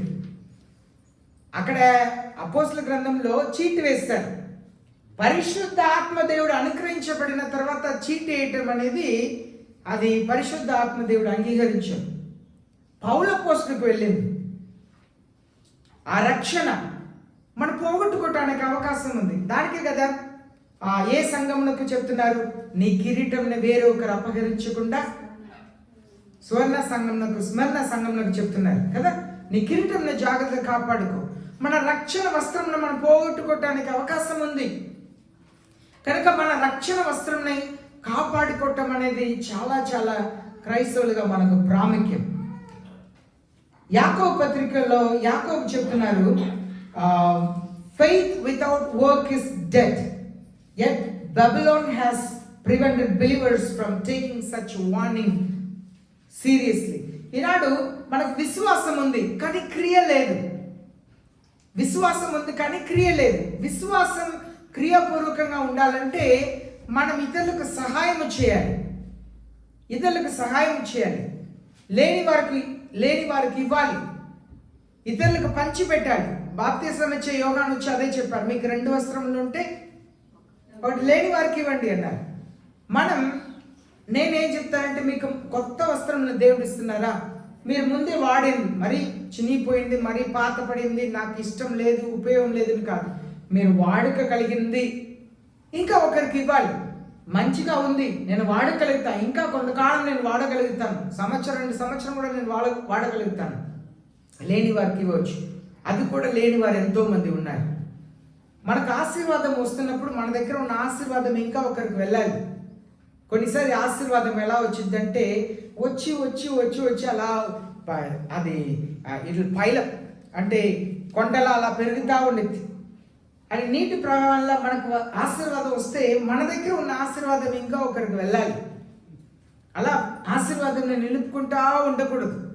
మనం ఇతరులకు కూడా ఇచ్చుటకు, ఇతరులకు కూడా సహాయం చేయటకు మనకు మనసు కలగాలి. యేసయ్య రాసిన 64వ అధ్యాయం 6వ వచనంలో మనం చదువుతున్నాము. అక్కడ యేసయ్య చెప్తున్నారు, మన నీతి అంతా కూడా మురికి గుడ్డలకు సమానం అని చెప్తున్నారు. ఇదే మనం చూస్తున్న తేడా. ఈ నీతి వస్త్రం అనేది దేవుని మరలా జన్మించుటకు ముందు చేసిన నీతి అంతా కూడా అది మురికి గుడ్డకు సమానం. కానీ యేసుక్రీస్తులో మరలా జన్మించిన తర్వాత మన నీతి అంతా కూడా అది పరిశుద్ధ వస్త్రముగా దేవుని సన్నిధిలో ఎంచబడుతుంది. దానికి యేసు దగ్గర రాత్రి పూట వచ్చిన ఒక సమాజ అధికారి పేరు ఏంటి? నికోదేమస్. ఆయన యేసు దగ్గర వచ్చారు. యేసు ఏం చెప్పారు నికోదేమస్ దగ్గర? నువ్వు మరలా జన్మించాలి అన్నారు. నువ్వు ఆత్మ మూలముగా నీటి మూలముగా మరలా జన్మించాలి అన్నారు. ఇప్పుడు నికోదేము ఎలాంటి ఒక వ్యక్తి అంటే, ఆనాడు వాళ్ళందరూ కూడా పరిసయ్యులందరూ కూడా న్యాయ ప్రమాణాన్ని చాలా జాగ్రత్తగా పాటిస్తారంట. మోసే ఇచ్చిన ప్రమాణాలంతా చక్కగా పాటిస్తారంట. యేసయ్య కూడా వాళ్ళ గురించి ఏమని చెప్తున్నారు? వాళ్ళు మోసే పీఠం మీద కూర్చున్నారు కనుక మీరు వాడు చెప్పిందంతా చేయండి అంటున్నారు. చెప్పిందంతా కరెక్ట్ అంటున్నారు యేసయ్య. మత్తయి రాసిన 23వ అధ్యాయం 2వ వచనంలో వారు చెప్పిందంతా చేయండి అంటున్నారు. ఎందుకు యేసయ్య చెప్పింది చేయమంటున్నారు? వాళ్ళు చెప్పేదంతా కరెక్ట్, వాళ్ళు చెప్పేదంతా న్యాయం, సరి అయినది. దానికి యేసయ్య చెప్తున్నారు, నువ్వు మరలా జన్మించాలి. నీలో మంచితనం ఉండవచ్చు, కానీ యేసుక్రీస్తులో నువ్వు జన్మిస్తేనే నీకు నూతనమైన వస్త్రం నీకు కలుగ చేస్తున్నారు యేసయ్య. రోమీయులకు రాసిన 3వ అధ్యాయం 24వ వచనం చదువుదాం. రోమిలికి రాసిన 3వ అధ్యాయం 24వ వచనం చదువుదాం. కాబట్టి నమ్మువారు ఆయన కృపచేతనే క్రీస్తు యేసునందు విమోచనము ద్వారా ఉచితముగా నీతిమంతులని తీర్చబడుచున్నారు. నమ్మే వాళ్ళందరినీ కూడా ఉచితముగా నీతిమంతులుగా తీర్పు తీరుస్తున్నారంట. నమ్మాలి. అలాగనే 4వ అధ్యాయం 5వ వచనం చదువుదాం. 4వ అధ్యాయం 5వ వచనం. అని చేయక భక్తిహీనుని నీతిమంతునిగా తీర్చువాని యందు విశ్వాసం ఉంచువానికి వాని విశ్వాసం నీతిగా ఎంచబడుచున్నది. చూడండి, మన విశ్వాసం పరిపూర్ణంగా యేసయ్య మీద విశ్వాసం ఉండాలండి. డబ్బు కావాలా? యేసయ్య మీద విశ్వాసం ఉండాలి. ఒకవేళ అప్పు తీసుకొని మీరు మీ అవసరత తీర్చుకొని మీరు కడితే పర్లేదు, కానీ డబ్బు కావాలని పాపం చేస్తే అది దేవుని మీద విశ్వాసమే లేదని అర్థం. అప్పు తీసుకొని మీరు మీ అవసరతను తీర్చుకొని మళ్ళీ తిరిగి ఇస్తే అది తప్పు కాదు. కానీ డబ్బు కావాలి అని చెప్పి దొంగతనం చేయటం పాపం. డబ్బు కావాలని వ్యభిచారం చేయటం పాపం. రెండుకి తేడా ఉంది. అర్థమైందా? అవసరత ఒకటే. అప్పు తీసుకొని అవసరత తీర్చుకొని తిరిగి ఇవ్వచ్చు, కానీ దొంగతనం చేసి తిరిగి తీసుకెళ్ళి ఇస్తామా? ఇవ్వం. అవసరతను తీర్చుకోవటానికి పాపం చేయటం అది ఎంత బహుఘోరం. మనకు విశ్వాసం ఉండాలి. దేవుని మీద పరిపూర్ణమైన విశ్వాసం ఉండాలి. ఎలా విశ్వాసం ఉండాలంటే యేసయ్య నా పట్ల అద్భుతం చేస్తానైనా విశ్వాసం ఉండాలి, నా అవసరతను తీర్చాలని విశ్వాసం ఉండాలి. విశ్వాసం మూలముగా నీతిమంతుడు బ్రతుకుతాడు. విశ్వాసం మూలముగానే నీతిమంతుడు బ్రతుకుతాడు. నీతిమంతుడు కాని వారిని ఏమంటారు? అనీతిమంతుడు అవిశ్వాసం ద్వారా బ్రతుకుతాడు. అనగా రకరకాల రీతిగా సంపాదించి బ్రతుకుతారు. నీతిమంతులు విశ్వాసం ద్వారా దేవుని దగ్గర నుండి పొందుకొని బ్రతుకుతారు. మనం చదువుతాం హెబ్రీయులకు రాసిన 8వ అధ్యాయం 10వ వచనం. హెబ్రీయులకు రాసిన 8వ అధ్యాయం 10వ వచనం. యేసయ్య తను న్యాయ ప్రమాణముని మన హృదయంలో రాస్తున్నారని మనం చూస్తున్నాం. Fulfilling the righteousness of the law within our hearts. హెబ్రీయులకు రాసిన 8వ అధ్యాయం 10వ వచనం. ఆ దినములైన తరువాత 8:10.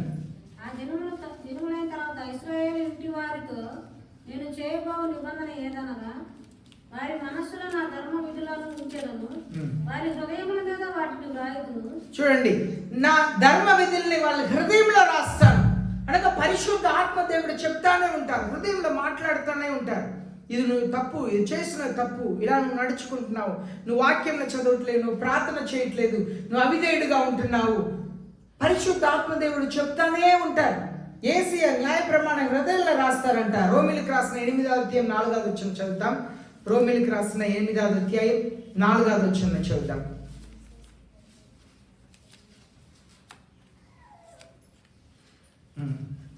శరీరమును అనుసరింపక ఆత్మ అనుసరించుటే నడుస్తూ మన యందు ధర్మశాస్త్ర సంబంధమైన నీతి విధి నెరవేర్చబడవలనని పాప పరిహార నిమిత్తము దేవుడు తన సొంత కుమారుని పాప శరీరాకారంలో పంపి ఆయన శరీరమందు పాపమునకు శిక్ష విధించెను.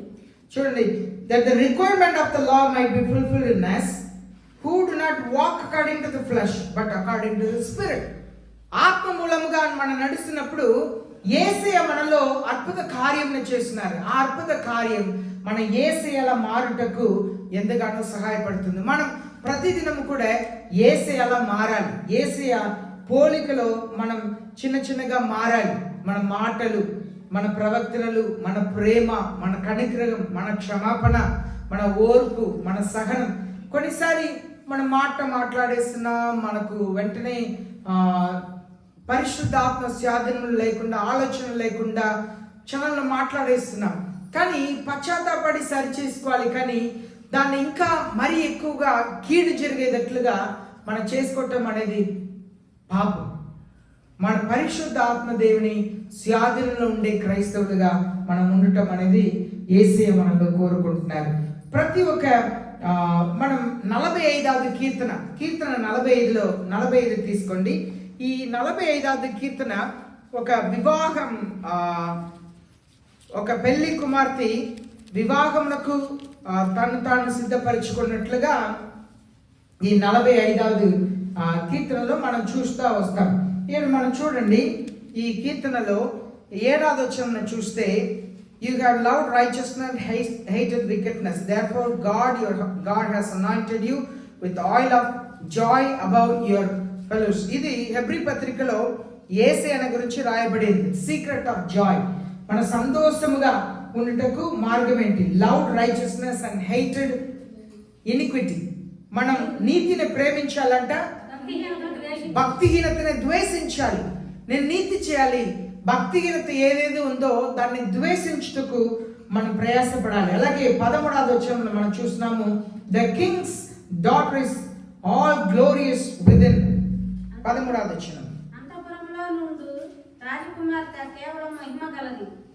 చూడండి, అంతఃపురంలో ఉన్న రాజకుమార్తె మహిమ కలది. మన క్రైస్తవ జీవితంలో మనం జీవించే జీవితం దేవునికి మహిమ తెచ్చే జీవితముగా ఉండాలి. అది ఎప్పుడు మహిమ తెచ్చే జీవితంగా ఉంటుందంటే నీతిని ప్రేమించాలి, నీతిని ప్రేమించాలి, పాపముని ద్వేషించాలి. బైబిల్ తీసి చూస్తున్నావా?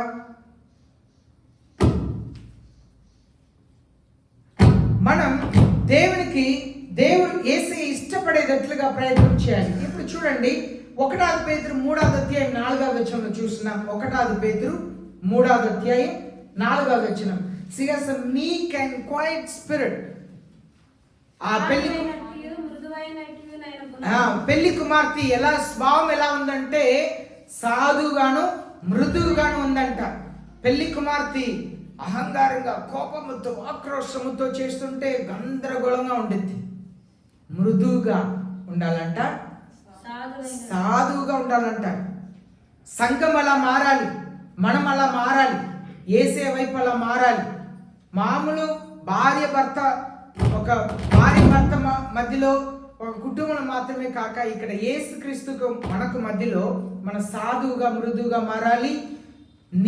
అనీతిని పాపమును ద్వేషించి నీతిని ప్రేమించాలి. మన అంతరంగంలో నీతి కలిగి దేవునికి మహిమకరంగా ఉండాలి. 13వ వచనం కీర్తన 45:13, అంతరంగంలో దేవునికి మహిమకరంగా ఉండాలంట రాజకుమార్తె. అలాగూ మనల్ని మనం దేవుని కొరకు సిద్ధపరచుకోవటం అనేది చాలా ప్రాముఖ్యం. 45 కీర్తన 45:14వ వచనం చూస్తున్నాము, she will be led to the king. అలాగూ జీవిస్తున్నప్పుడు మాత్రమే 14వ వచనం, రాజునకు తీసుకొని రాబడుచున్నది. యేసే దగ్గర మనం వెళ్ళాలంటే మనం ఇలాంటి గుణములు కలిగి ఉండాలి. అప్పుడు మాత్రమే మనం యేసే కొరకు సిద్ధపడిన వాళ్ళే ఉంటాం. ఇప్పుడు ప్రకటన గ్రంథం 19వ అధ్యాయం 9వ వచనం చదువుదాం. ప్రకటన గ్రంథం 19వ అధ్యాయం 9వ వచనం, మరియు అతడు నాతో ఇలాగ చెప్పాను, గొర్రెపిల్ల పెండ్లి ముందుకు పిలువబడిన వారు ధన్యులను రాయుము, మరియు ఈ మాటలు దేవుని యథార్థమైన మాటలని నాతో చెప్పాను. చూడండి, 2 విషయాలు ఇక్కడ చూస్తున్నాం. గొర్రెపిల్ల వివాహములకు పిలువబడిన వారు ధన్యులు. ఇది అంతా కూడా దేవుని యథార్థమైన మాటలు. అనగా పిలువబడిన వారు అందరూ కూడా ధన్యులు. ఎలాంటి వారిని యేసయ్య పిలిచారు? ఒక విత్తనం విత్తేవారు విత్తనాలు విత్తారంట. పొలం మంచిదే, దాని మంచి పొలం ఇది. కొన్ని విత్తనాలు 30 అంతలు గాను, కొన్ని విత్తనాలు 60 అంతలు గాను, కొన్ని విత్తనాలు 100 అంతలు గాను ఫలించిందంట. యేసయ్య అందరినీ పిలిచారు. 100 అంతలుగా ఫలించే వారిని పిలిచారు, 60 అంతలుగా ఫలించే వారు పిలిచారు, 30 అంతలుగా అందరిని కూడా యేసయ్య పిలిచారు. పొలం మంచిదే, కానీ మనం ఎంత ఫలిస్తున్నాం యేసయ్య కొరకు? మనం ఎంత ఫలం ఇస్తున్నాం? మనల్ని యేసయ్య చెప్తున్నారు యోహాను 15వ అధ్యాయంలో, మనం ద్రాక్ష తీగలా ఉన్నామంట, మనం అంటగట్టు పడి ఉన్నామంట. మనం బహుగా ఫలించటం అనేది ఆయన ఇష్టం అంట. బహుగా ఫలించే మనం 100 అంతలుగా ఫలించాలి. కొందరు 30 అంతలుగానే ఫలిస్తున్నారు, కొందరు 60 అంతలుగా ఉన్నారు, కొందరు మాత్రమే 100 అంతలుగా ఫలించటం అంటే వాక్యం చెప్పిన రీతిగా విధేయత చూపించడమే ఫలించటం. దేవుని వాక్యం ఇలా చెప్తుంది కనుక నేను ఇది చేయను, దేవుని వాక్యం ఇలా చెప్తుంది కనుక ఈ విషయం నేను ఇలా చేస్తాను. 60 అంతలుగా ఫలించటం ఏంటంటే కొంచెం చేయటం, కొంచెం చేయక ఉండటం, కొన్నిటికి లోబట్టం, కొన్నిటికి లోబట్టం. 30 అంతలు కంటే కొంత మాత్రమే దేవుని ఆజ్ఞలు, కొన్ని వాటికి లోబడటం, కొన్ని వాటికి లోబడక ఉండటం. కానీ యేసయ్య అందరిని కూడా ఆయన పిలిచారు. ఆయన పిలుపు మాత్రం నిశ్చయమే. యేసయ్య అందరికి అవకాశాలు ఇస్తారు, కానీ పరిపూర్ణంగా యేసయ్య మాటకు లోబడే వారే నిజంగా ప్రేమిస్తారంట. యేసయ్య ఏం చెప్పారు? If you love me you will obey my commandments. నువ్వు నన్ను ప్రేమిస్తే నా ఆజ్ఞలకు లోబడితే. నిజంగా యేసయ్యను ప్రేమిస్తే ఆయన చెప్పిన అన్ని ఆజ్ఞలకు లోబడతాం. యేసయ్యను కొంచెమే ప్రేమిస్తే 60% లోబడతాం, 40% లోబడము. యేసయ్యను ఇంకా కొంచెం ప్రేమిస్తే 30% లోబడతాం, ఇంకా 70% లోబడము. నాడు కుటుంబాల్లో కూడా అలాగే ఉంటాం కదా. 100% ప్రేమించే వారు ఏమంటారు? వచ్చే జన్మల్లో కూడా నువ్వే నాకు భార్య రావాలి, నువ్వే నాకు భర్తగా రావాలి. ఎందుకు? 100% లోబడటం, 100% ఫలించటం. లేకపోతే ఎలా ఉండిద్ది? వచ్చే జన్మ కాదు, ఇప్పుడు అవకాశం ఉన్నా కూడా నేను వెళ్ళిపోతాను కదా. ఇప్పుడు అవకాశం ఉన్నా కూడా నువ్వు నాకొద్దు. ఎందుకు? 30% లోబడుతున్నారు, ఇంకా 70% లోబడటానికి ఇష్టం లేదు. కొందరు 60% లోబడతారు, 40% నా ఇష్టానుసారికి జీవిస్తాను. కొందరు మాత్రమే జీవితంలో 100% లోబడతాను. కారణం ఏంటంటే 100% నేను ప్రేమిస్తున్నాను. యేసు అదే చెప్పాను, ఇఫ్ యు లవ్ మీ, నువ్వు నన్ను ప్రేమిస్తే నా ఆజ్ఞలకు లోబడతాను. ఏ క్రైస్తవులు నిజంగా 100% యేసుని ప్రేమిస్తున్నారో 100% లోబడుటకు ఆశపడతారు. 60% ప్రేమిస్తున్న వారు 40% లోబడరు. 30% యేసుని ప్రేమించేవారు 70% యేసుకి లోబడరు. కానీ యేసయ్య అందరిని పిలిచారు, అందరినీ వివాహం చేసుకోవాలని ఆశపడుతున్నారు. ఆయన ఆశ అంతా కూడా. కానీ పరలోక రాజ్యం వెళ్ళిన తర్వాత there will be different type of cadres. అక్కడ 30% ఫలించే వారికి ఒకటి, 60%. అక్కడ అందరూ సమానంగా ఉండము. దేవుని సన్నిధిలో యేసే అందరినీ సమానంగా తీర్పు తీరుస్తారు. కానీ అక్కడ యేసే సన్నిధిలో ఎలా ఉంటున్నారని మనం చూస్తాం. ఆ సింహాసనంలో ఎవరు కూర్చున్నారు? వధించబడిన గొర్రెపిట్ట యేసయ్య. తర్వాత ఏమన్నది? 4 జీవులు. తర్వాత 24 పెద్దలు. తర్వాత దేవదూతలు. అలా మనం క్యాడర్స్ మనం చూస్తాం. యేసయ్య సన్నిధిలో మనం ఉండాలంటే యేసయ్యని 100% ప్రేమించే వాళ్ళుగా ఉండాలి. 10వ వచనం చదువుదాం. 10వ వచనం చదవండి. అందుకు నేను అతనికి నమస్కారం చేయుటకై అతని పాదముల ఎదుట సాగిలపడగా అతడు వద్దుసుని, నేను నీతోను యేసును గూర్చిన సాక్ష్యం చెప్పు నీ సహోదరులతోను సహదాసుడను దేవునికే నమస్కారం చేయను. యేసును గూర్చిన సాక్ష్యము ప్రవచనాసారమని నాతో చెప్పాను. ఇక్కడ చూడండి, ఆ దేవదూత యోహాన్, ఈ దర్శనం అంతా కూడా యోహాన్కి ఇవ్వబడుతుంది. యోహాన్ సాష్టాంగ పడ్డారంట. ఆయన ఏం చెప్తున్నారు? నేను కూడా దేవునికి దాసుడినే, నువ్వు నన్ను మొక్కవద్దు, నువ్వు యేసయ్యను మొక్కితే చాలు. నిజమైన ఏ సేవకుడైనా యేసే దగ్గర మిమ్మల్ని నడిపిస్తారు, కానీ వాళ్ళని వెంబడించేటట్లుగా చేయరు. కొందరు యేసయ్యని వెంబడించరు. ఇంట్లో గొడవలు, ఇంట్లో నెమ్మది ఉండదు, శాంతి ఉండదు, సమాధానం ఉండదు. బూతులు, అబద్ధాలు, దొంగతనం, మోసాలు, వ్యభిచారం, చెడ్డ ఆశలు, హృదయంలో వేరే వేరే తలంపులు. కానీ మా అన్న, మా పాస్టర్ గారు, మా అక్క అని చెప్పి పరిగెత్తుంటారు. మనుషులకు ఇచ్చే ఘనతని కూడా దేవునికి ఇవ్వరు. పడి చేస్తారు. సేవకురాలు పడి చేస్తారు, కానీ మనసుకి ఇచ్చే ఘనతని దేవుడికి ఇవ్వరు. వాళ్ళని చూస్తే అన్నా చెప్పండి అన్న, ఓకే అన్న, పాస్టర్ గారు ఓకే అండి, అలాగే అండి అని. ఎంతమంది క్రైస్తవులు ఇలాంటి క్రైస్తవులుగా ఉన్నారు. కానీ ఇంటికి వెళ్తే అక్కడ అన్న ఉండరు, పాస్టర్ గారు ఉండరు, అక్క ఉండరు. అక్క అంటే నేను ఇంట్లో ఉన్నవారు చెప్పట్లే, ఒక్కొక్కరు పాస్టర్ మన అక్క అంటారు, మన పాస్టర్ మన గురించి చెప్పట్లేదు. నేను చెప్తేప్పుడు సేవకులందరినీ గురించి చెప్తున్నాను. అయితే అక్క అంటారు, అన్న అంటారు, పాస్టర్ గారు అంటారు, అయ్యగారు అంటారు. అయ్యగారు ఇంట్లో ఎప్పుడు ఉండరు, పాస్టర్ గారు ఎప్పుడు ఇంట్లో ఉండరు. అప్పుడు దేవుని ఎలా ఘనపరుస్తున్నాను? సేవకునికి ఇచ్చే ఘనతని కూడా కొంతమంది దేవునికి ఇవ్వరండి. సేవకుడు వచ్చి ఇంట్లో ఉంటే ఇంట్లో వెంటనే సినిమా ఆపేస్తారు కదా. సేవకుడు వచ్చి ఉన్నప్పుడు బూతులు మాట్లాడతారా? సేవకుడు వచ్చి ఇంట్లో ఉంటే బూతులు మాట్లాడతారా? మాట్లాడారు కదా. కానీ దేవుడు ఉన్నారని తెలిసినా కూడా బూతులు మాట్లాడతాం. ఒక సేవకుడు మా ఇంటికి వచ్చాడు, మా ఇంట్లో ఉన్నారు, ఆయనకు ఇచ్చే గౌరవంని, ఘనతని దేవుడు ఉన్నారని చెప్పి మనం ఇవ్వమండి. అదే ఇక్కడ ఆ దేవదూత చెప్తున్నారు, నాకు కాదు, నేను కూడా నీలాంటి ఒక సేవకుడిని, కాకపోతే నువ్వు మనసిగా ఉన్నావు, నన్ను దేవదూతగా చేశారు. నువ్వు మరణించి పరలోకం వచ్చిన తర్వాత నువ్వు కూడా నాలాగే ఉంటావు. అదే కదా యేసయ్య చెప్పారు, పరలోకంలో ఎలా ఉంటారంట, పరలోకంలో ఎలా ఉంటారంట, దేవదూతల వలె ఉంటామంట. అదే అక్కడ చెప్తున్నారు, నువ్వు మనసిగా ఉన్నావు, నువ్వు దేవుని యేసే సేవకుడే, నేను దేవదూతగా ఉన్నాను, నేను యేసే సేవకుడిని. నువ్వు మరణించి పరలోకం వెళ్ళిన తర్వాత నువ్వు నేను ఒకటే. నన్ను మొక్కటం ఏంటి? అక్కడ ఊహించుకొని చూడండి, పరలోకంలో ఒక దేవదూత, పరలోకంలో చాలా మంది దేవదూత ఉన్నారు, ఒక దేవదూత వెళ్ళి ఇంకా ఒక దేవదూత కాళ్ళు మొక్కితే ఎలా ఉండిద్ది? అదే ఆయన చెప్తున్నారు, నువ్వు చనిపోయి పరలోకం వచ్చిన తర్వాత మనమందరం దేవదూతలే, మనం అందరూ పనిచేసే వాళ్ళమే, నన్ను మొక్కటం ఏంటి నువ్వు? యేసయ్యనే మొక్కు. ప్రియమైన దేవుని చిన్న ఘనతనే మహిమను మనం తీసుకోకూడదండి. సమస్త ఘనత మహిమ యేసయ్యకు మాత్రమే కలగాలి, ప్రతి ఒక్క విషయంలో కూడా. చూసారా, నేను ఎంత గొప్ప పనిని చేశాను, నా వల్లనే జరిగింది కాదు, మన యేసయ్య సన్నిధిలో అంగీకరించాను, నా వల్ల ఏమి కాదు ప్రభువా, మీ వల్లనే కార్యం జరిగింది. దేవుని సంఘం మన యేసయ్య రాకడ కొరకు సిద్ధపడాలి. వాక్యం మనం చదువుతున్నాము, your dressing means a lot in spirituality. మీ వస్త్రం, అది ఆత్మీయ వస్త్రమైనా సరే, నువ్వు మామూలుగా వేసుకున్న వస్త్రం, అది ఆత్మీయ జీవితంలో చాలా చాలా ప్రాముఖ్యమైనది, చాలా ప్రాముఖ్యం. ఆత్మీయ జీవితంలో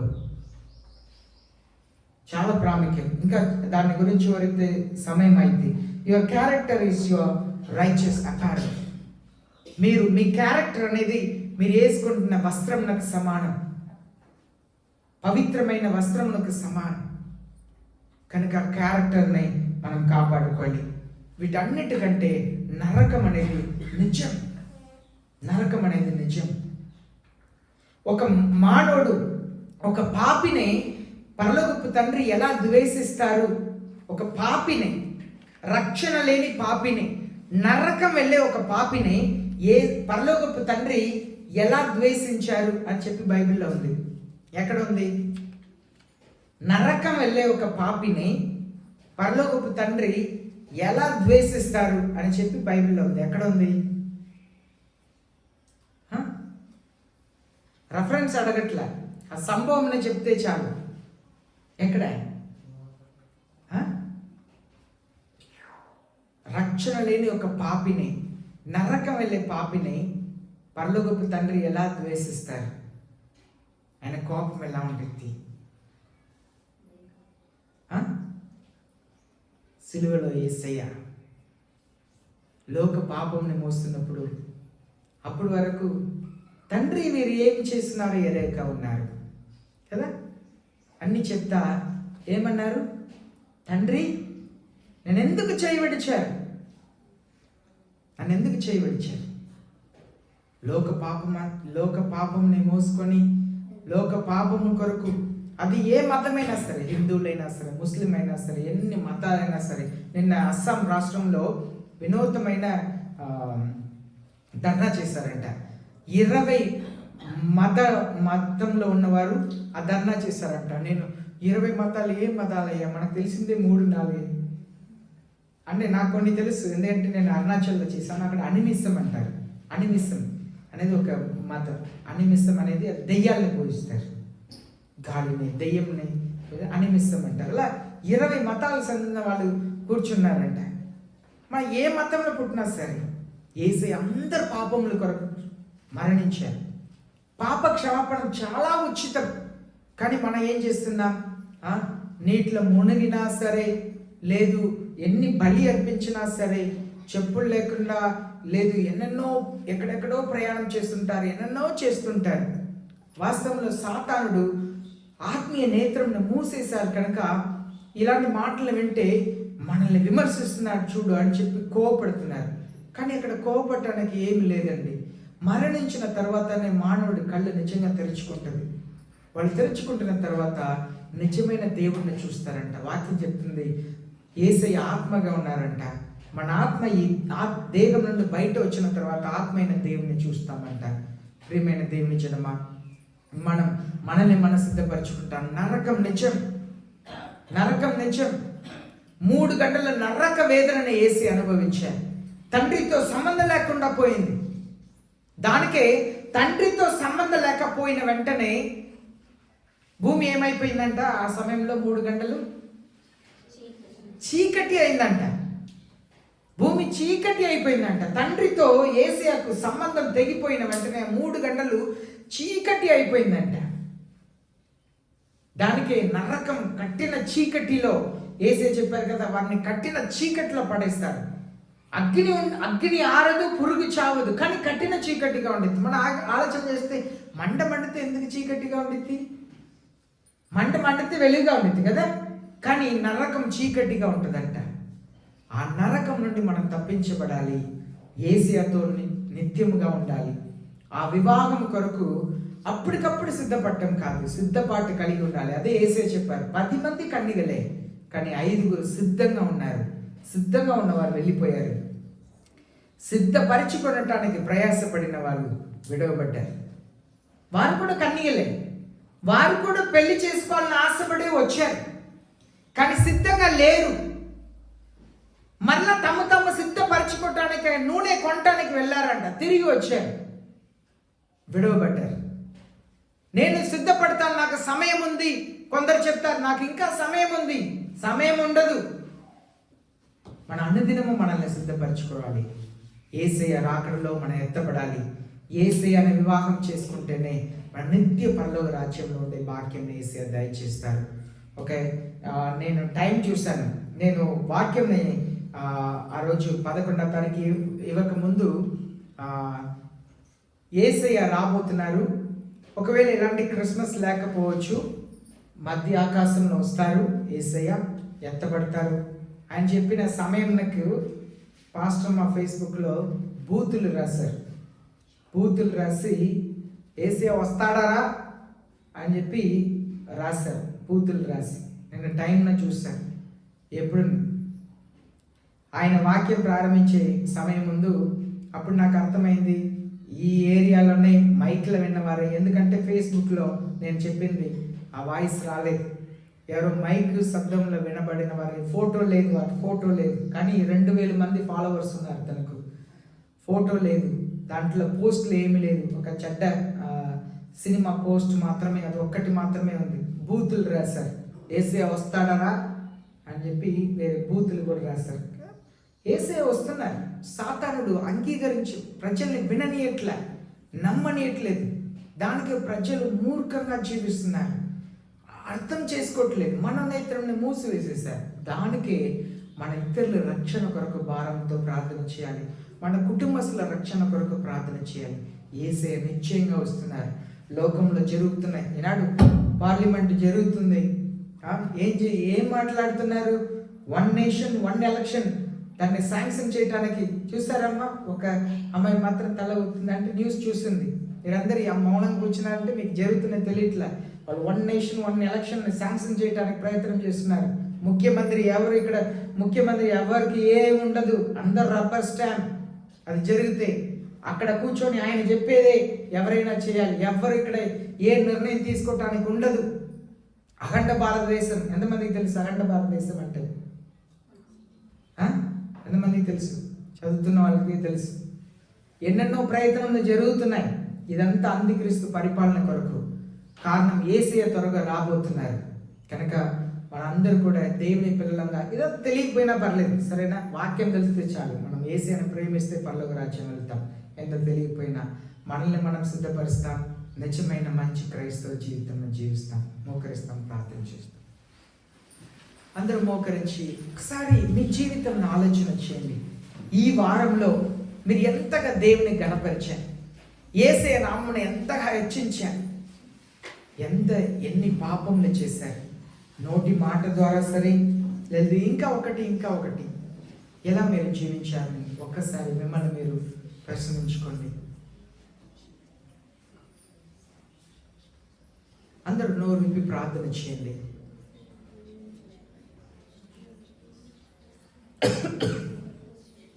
యేసయ్య చెప్పారు, నన్ను వెంబడించాలంటే యు సిట్ అండ్ క్యాల్కులేట్.